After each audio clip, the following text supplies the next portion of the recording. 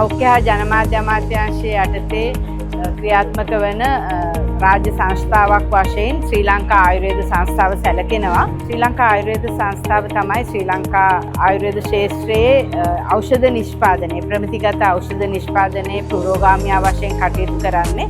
පිළිගත් ආයුර්වේද ඖෂධ වට්ටෝරුව වලට අනුව ප්‍රමිතිගතව ගුණාත්මක තත්ත්වයෙන් යුතුව ඖෂධ නිෂ්පාදනය කිරීමේ පුරෝගාමියා වශයෙන් ශ්‍රී ලංකා ආයුර්වේද සංස්ථාව සැලකනවා.